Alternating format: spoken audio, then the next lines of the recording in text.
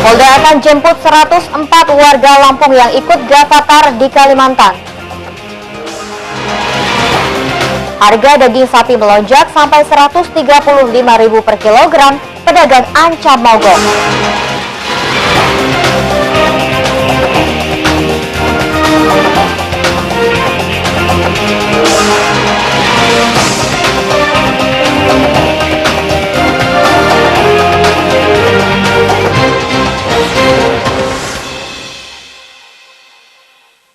Assalamualaikum warahmatullahi wabarakatuh. Selamat sore pemirsa, kita berjumpa lagi dalam iNews Lampung, program berita daerah jaringan televisi terbesar di Indonesia, iNews TV. Sore ini kami menyajikan informasi menarik tentang berbagai peristiwa serta dinamika pembangunan di Lampung. Perkembangan kasus Gavatar di Lampung akan mengawali berita kita sore ini. Polda akan menjemput 104 warga Lampung yang ikut kelompok Gavatar di Kalimantan. Selain itu, kami akan menghadirkan informasi harga daging sapi yang melonjak sampai Rp135.000 per kilogram akibat keputusan pemerintah mengenakan pajak daging. Pemirsa, bersama saya Ferly Siandini. Inilah iNews Lampung selengkapnya.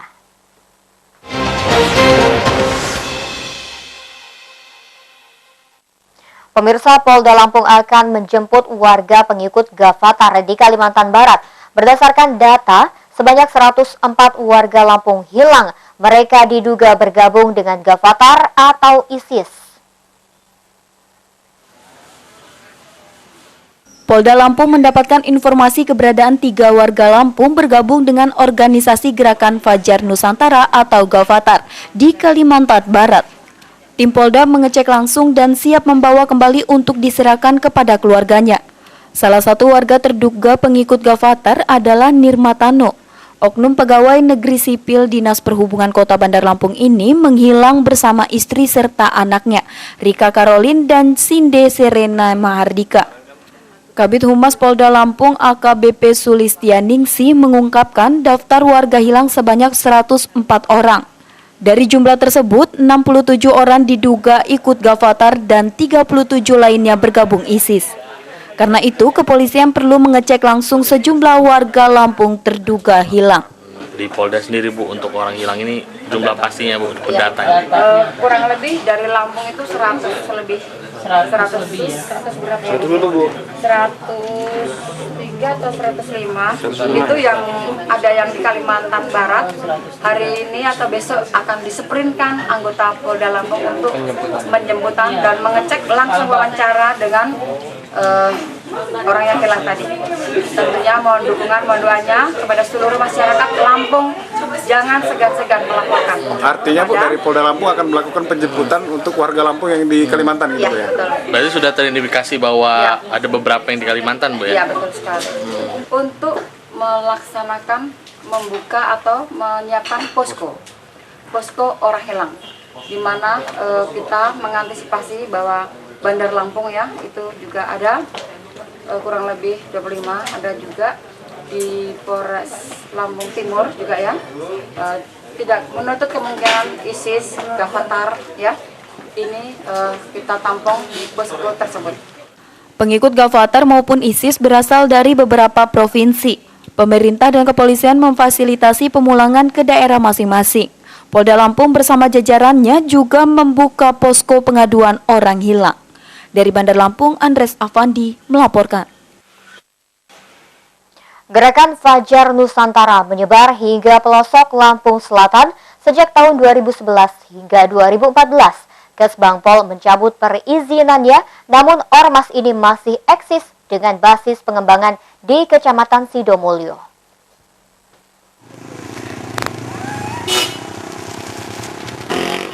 Gerakan Fajar Nusantara atau Gavatar Lampung Selatan bermarkas di Jalan Lintas Sumatera Kota Dalam, Kecamatan Sidomulyo.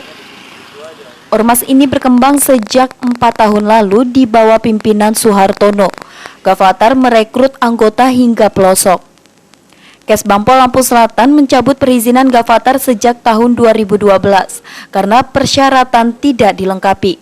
Ormas ini ternyata masih eksis dan kembali muncul sejak 2014.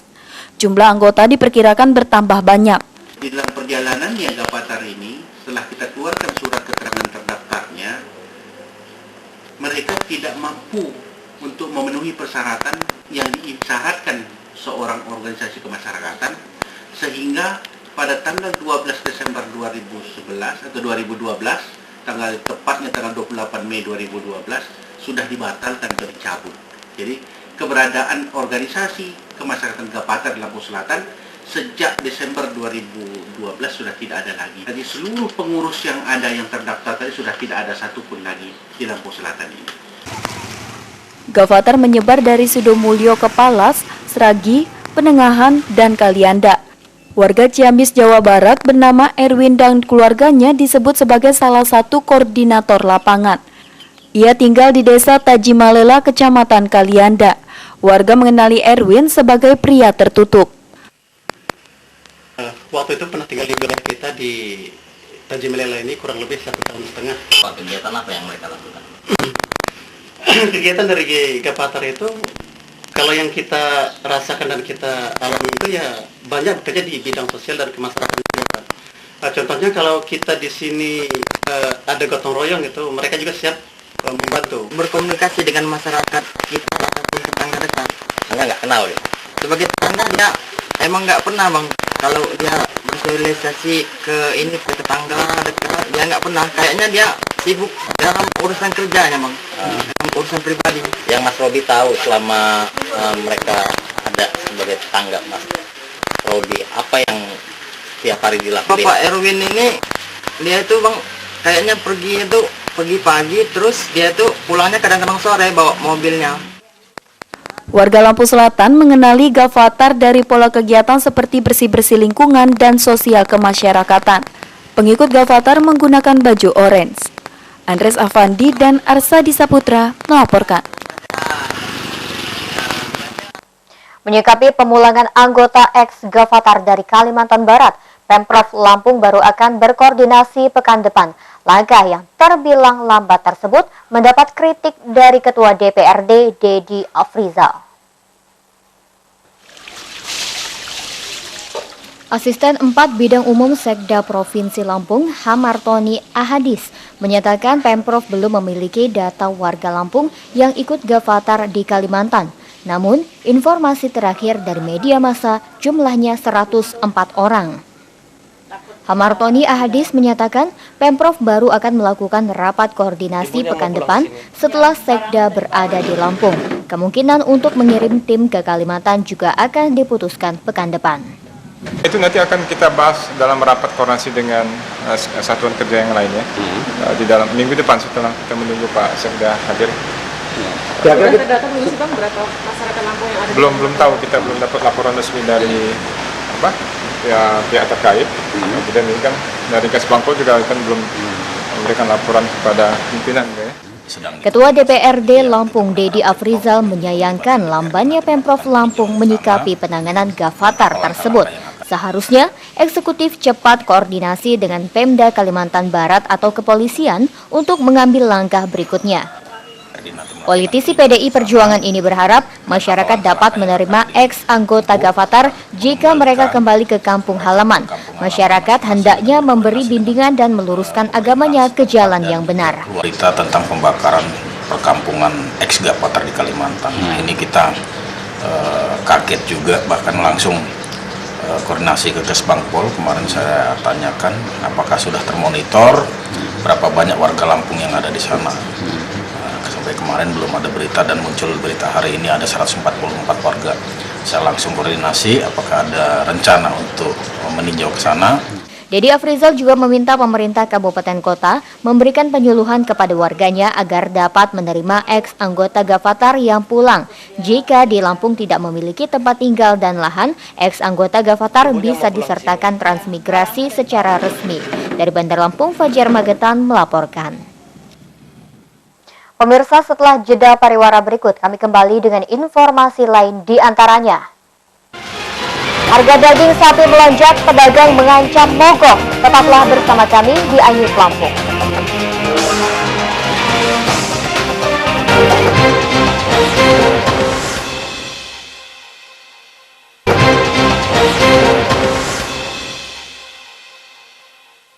Anda masih menyaksikan iNews Lampung.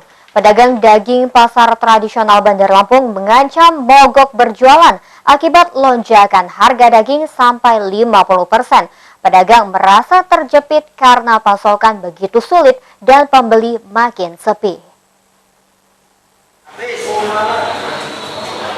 Pedagang daging Pasar Tugu Bandar Lampung mengeluhkan tingginya harga daging sapi sejak 3 hari lalu. Harga melonjak 50% dari Rp90.000 menjadi Rp135.000 per kilogram. Nilai ini memungkinkan terus melambung. Lonjakan harga daging juga mengagetkan konsumen. Masyarakat enggan berbelanja karena harga tidak terjangkau. Pasokan daging dari rumah pemotongan hewan bertambah sulit. Pedagang memutuskan mogok jualan. Semua pedagang menjerit masalahnya harga terlalu tinggi. Daya belinya nggak ada. Ini kita sampai tembus harga berapa tertinggi ya? Tadi kalau di pasaran kita udah bilang tadi, kalau untuk pembelian 47 itu udah makan 13,5 itu. Jadi kita kemana? Tiap hari motong bukannya tambah hancur. Paling nanti ya jalan satunya kita ini dulu pengkosongan ini ya daging dulu sementara ini.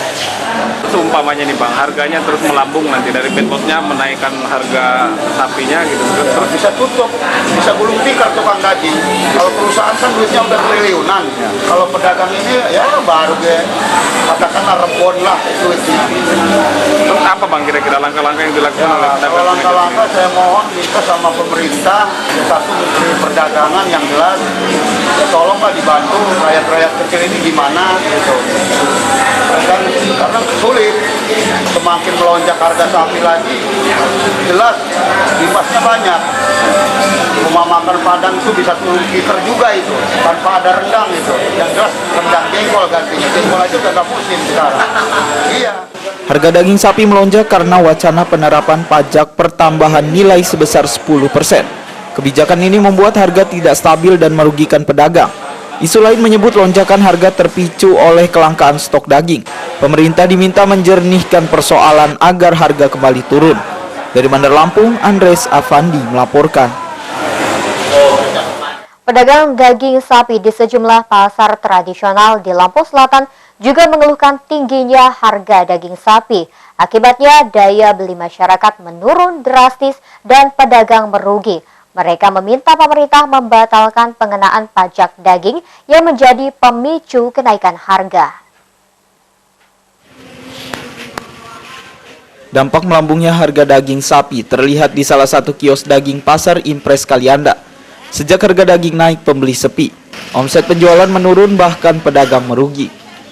Sebelumnya harga daging sapi di Pasar Impres Kalianda Rp100.000 per kilogram. Kini melonjak sampai Rp125.000. Pedagang berharap pemerintah membatalkan pemberlakuan PPN 10% agar harga daging kembali stabil. Nah, harapan ke pemerintah sendiri gimana dengan adanya pajak pertambahan nilai 10% itu, Bang? Mudah-mudahan nanti bisa normal lagi gitu. Keadaan pasar kan bisa stabil. Sementara konsumen meminta pemerintah memberikan solusi atas naiknya harga daging sapi. Dengan harga yang melambung tinggi, dikhawatirkan masyarakat tak mampu membeli daging. Harapannya seperti apa, Bu? Supaya daging itu ada bulan dikit, supaya dapat mampu belinya. Dengan naiknya harga daging sapi, usaha yang mengandalkan bahan baku daging seperti rumah makan Padang dan pedagang bakso terancam bangkrut. Dari Lampung Selatan, Andres Afandi melaporkan. Beralih ke Metro, pemirsa, keberadaan pedagang kaki lima dan parkir liar Pasar Cendrawasih menimbulkan kemacetan dan kesemrawutan. Pemkot Metro mengerahkan polisi Pamong Praja untuk membongkar lapak. Pedagang terancam perkara jika kembali menggelar dagangan. Pedagang kaki lima serta parkir liar menjadi sumber kemacetan Jalan Imam Bonjol, depan terminal dan Pasar Cendrawasih, Kota Metro. Arus lalu lintas tersumbat lapak dan dagangan yang luber ke trotoar. Pedagang kaki lima maupun juru parkir liar ditegur sejak pekan lalu. Polisi Pamong Praja membongkar paksa lapak pedagang karena peringatan tidak digubris. Kasat Pol PP Metro Arjuna Wiwaha mengingatkan pedagang mematuhi ketertiban umum. Pemerintah tak segan memperkarakan pedagang jika berani membuka kembali lapak di trotoar. Peringatan ini membuat pedagang tak berkutik. Jadi sampai selesai rapi, kita akan terus menerus. Ini kemarin sudah pemberitahuan secara untuk penertiban pasar. Sudah pemberitahuan melalui dinas pasar, kemudian mengajak kita koordinasi untuk kemudian hari ini kita tertibkan seluruhnya. Nah ini kita selama ini kita pembinaan. Nanti mulai bulan depan dan akhir ini kita akan penindakan, kita akan tapiringkan. Kita tapiringkan semua pedagang kalau masih melanggar dengan aturan, kita tapiringkan. Karena apa? Kita belum pernah menemperingkan pedagang-pedagang ini yang melanggar ini. Selama ini kita masih pembinaan, kita masih kemanusiaan lah. Tapi ternyata memang pedagang memang sulit. Nah, kita akan tindak akan lebih maju dikit, maju selangkah untuk penindakan tapiring. Kita akan ajukan pelanggaran. Polisi Pamong Praja Metro gencar menertibkan pedagang kaki lima meliputi seluruh jalan protokol. Penertiban ini mencegah kesemerawutan lebih buruk. Dari Metro, Abdul Wahab melaporkan.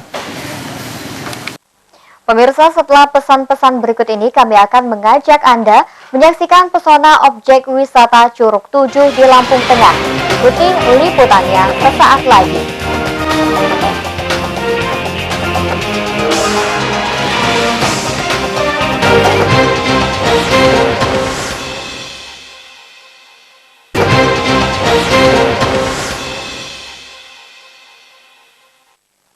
Pemirsa, mungkin banyak yang tidak tahu Lampung Tengah memiliki potensi objek wisata air terjun bernama Curug 7.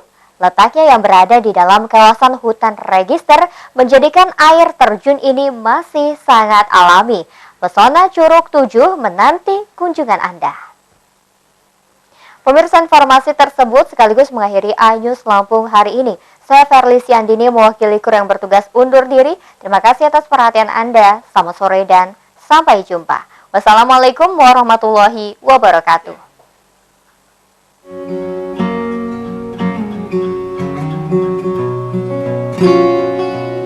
Mudah untuk mencapai Curug 7 di kawasan register 39 Kampung Pekandangan, Lampung Tengah. Dibutuhkan waktu sekitar 4 jam perjalanan dari ibu kota Lampung Tengah untuk mencapai air terjun ini. Sayangnya, akses menuju lokasi wisata ini sangat terbatas. Kendaraan roda 4 hanya bisa mencapai tepi kampung. Kemudian pengunjung harus menggunakan kendaraan roda 2 untuk mencapai lokasi. Meski sudah mengendarai sepeda motor selama 30 menit dengan rute melintasi pematang sawah dan perkebunan kopi, perjalanan belum juga usai. Pengunjung masih harus berjalan kaki menyusuri Sungai Seputi sepanjang 3 km untuk mencapai lokasi air terjun. Tapi perjalanan sulit yang harus ditempuh langsung terbayar ketika sampai ke lokasi tujuan. Keindahan air terjun dengan berbagai tingkatan ini langsung menyambut pengunjung. Air mengalir dengan derasnya dari ketinggian sekitar 30 meter. Kata curug sendiri berasal dari bahasa Sunda yang artinya air terjun. Jadi di kawasan ini terdapat 7 air terjun. Ketujuh air terjun ini terletak berurutan, dimulai dari Curug 7 yang lokasinya paling bawah hingga Curug 1 yang terletak paling tinggi. Jalur menuju setiap curug sangat menarik dan memiliki panorama yang indah dan khas. Curug 7 menjadi tempat istirahat bagi para petani dan warga sekitar yang menggarap lahan dan berburu di sekitar hutan. Namun di saat hari libur, jumlah pengunjung air terjun bertambah. Air terjun Curug 7 terbentuk dari mata air bukit bebatuan di hulu Sungai Seputi. Sungai Seputi sendiri melintasi ibu kota Kabupaten Gunung Sugi hingga wilayah paling timur yaitu Bandar Jaya. Alam yang ada di Lampung Tengah namanya Curug 7. Curug 7 adalah salah satu air terjun merupakan sumber mata air di Lampung Tengah, yaitu merupakan hulu Sungai Seputi. Panorama Curug 7 cukup indah karena kondisi alam sekitarnya masih alami. Selain menikmati keindahan air terjun dan hutan lindung yang masih asri, pengunjung juga dapat mengamati koloni kelelawar serta flora dan fauna lainnya. Menyadari pentingnya air terjun bagi kehidupan, warga setempat pun tidak tinggal diam. Melalui wadah koperasi Community Lodging Giri Mukti Wanatirta, warga berupaya melestarikan sumber air di Curug Tujuh. Mereka berkeinginan untuk menjaga kondisi hutan di sekitar air terjun agar tidak rusak. Harapan kami GMBT merupakan lembaga yang bisa membina petani-petani yang ada di Kecamatan Bukti khususnya di wilayah di wilayah Pekandangan dan sekitarnya untuk melestarikan kayu-kayuan supaya ketahanan air yang ada di sini beserta tata kelolanya itu bisa lestari. Dengan segala keindahannya, sebenarnya Curug Tujuh sangat berpotensi menjadi salah satu destinasi wisata di Lampung Tengah. Sayangnya, kawasan ini belum dikelola dengan baik. Warga berharap pemerintah setempat dapat membangun fasilitas penunjang agar akses menuju air terjun ini lebih mudah. Dari Lampung Tengah, Roy M. Perioli, MNC Media, melaporkan.